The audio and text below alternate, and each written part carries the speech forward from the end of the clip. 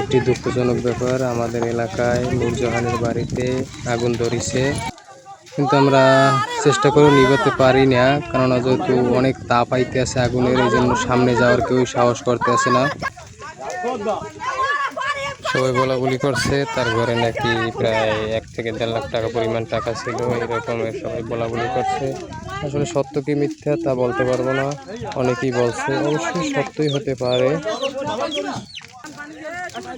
Current অফিসে phone দেওয়া হয়েছে, তারা বলছে যে আচ্ছা ঠিক আছে আমরা বন্ধ করে দিচ্ছি, তারা বন্ধ করে দিছে। আর এক ভাই সে ওই কারেন্টের তারটা নিয়ে ছিঁড়ে আনছে টান দিয়ে।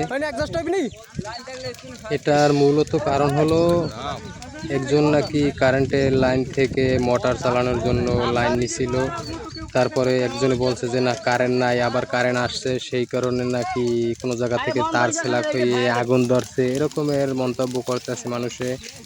আর যার ঘর পড়ছে তার কোনো ক্ষয়ক্ষতি হয় নাই, সে অন্য ঘরে ছিল, সে এখন বর্তমান বেহুশ অবস্থায় আছে। অনেক মানুষজন আসছে, ভিড় করে দিচ্ছে দেখার জন্য, কিন্তু কেউ নিবানের জন্য সাহস করতেছে না, কেননা যেহেতু যে পরিমাণে আগুন জ্বলতেছে, দাউ দাউ করে ঘর পুরো ছাই হয়ে গেছে, সেখানে যাওয়া সম্ভব। তারপরে আগুন সীমিত কমার পর আমরা সবাই মিলে ভিডিওটা স্কিপ করে আমরা আগুন নিবানোর চেষ্টা করে সীমিতভাবে সম্ভব হয়েছি, কিন্তু কোনো কাজ হলো না। অবশেষে বাড়িঘর সবই পুড়ে গেল, যা ছিল বাড়িঘরে টাকা পয়সা যা ছিল সব পুড়ে গেছে।